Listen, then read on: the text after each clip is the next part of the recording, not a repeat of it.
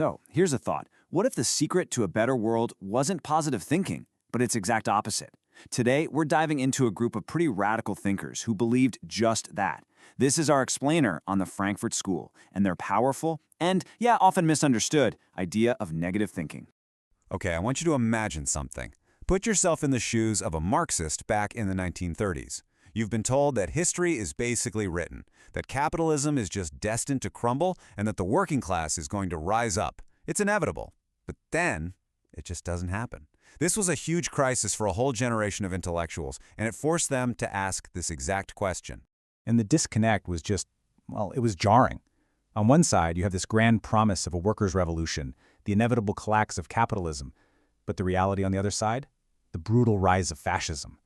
Instead of self-destructing, capitalism was actually adapting, finding all these new ways to keep itself going. It became painfully clear that the original script for history was just wrong. So this failure led to a massive intellectual pivot. A group of thinkers over at Germany's Institute for Social Research, who we now know as the Frankfurt School, they realized the answer couldn't just be about economics anymore. The problem was deeper.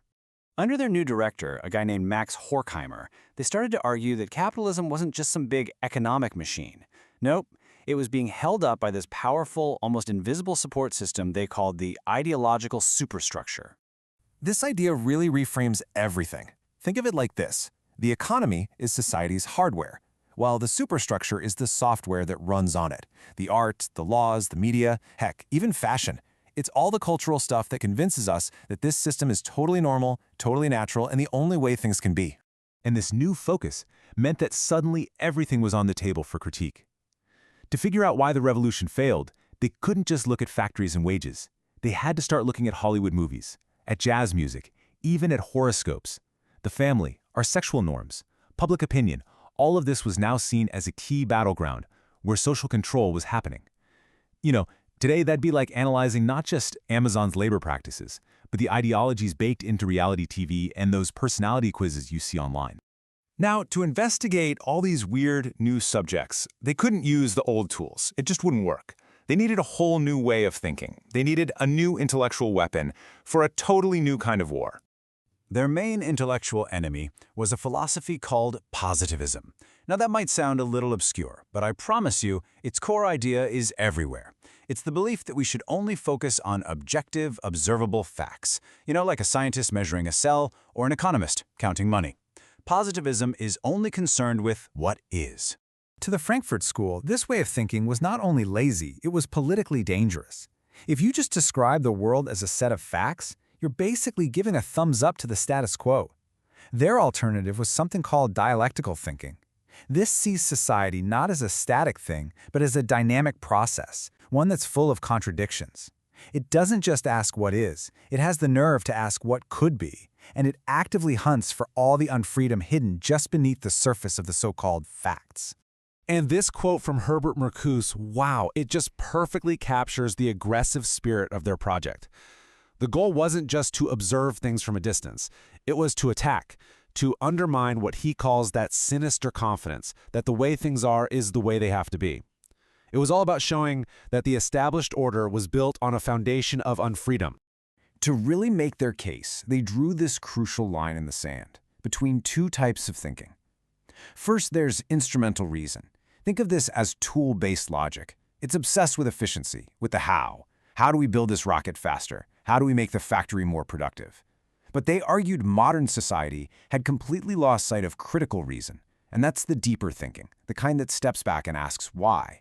Why are we building this rocket in the first place? Is this factory actually making human lives better, or is it just making more profit? And all of this whole new approach, it all leads to their most famous and maybe their most misunderstood idea, the concept they called negative thinking. Okay, let's be super clear here.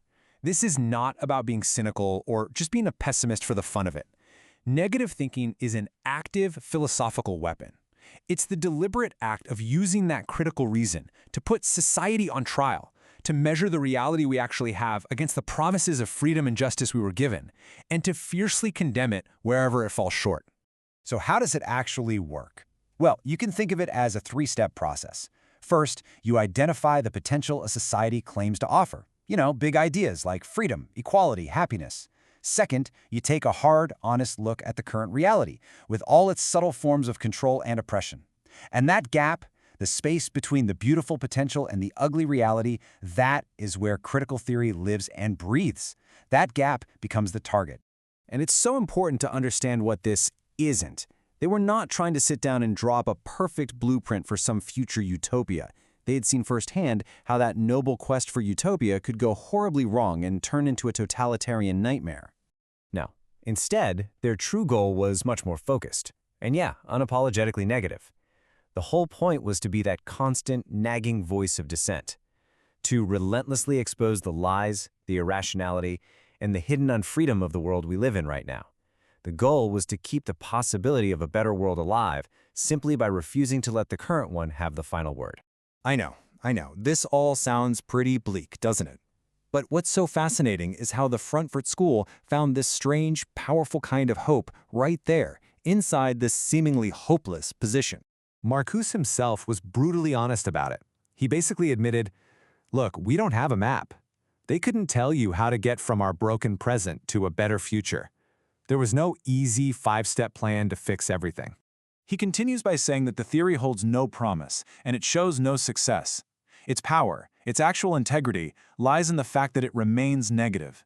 It refuses to give you false comfort or easy solutions in a world that is frankly deeply damaged.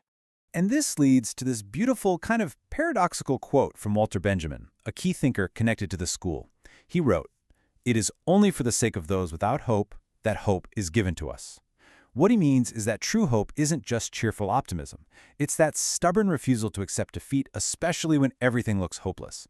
In this view, the relentless active critique of always pointing out what's wrong is the ultimate act of hope. Which brings us to a final question for you to think about. In our modern culture, the one with relentless positivity and good vibes only, is this brand of persistent, uncomfortable, negative thinking maybe more necessary than ever? Is refusing to accept the status quo the most powerful tool we actually have? That's the power of negative thinking. Thanks for joining our explainer.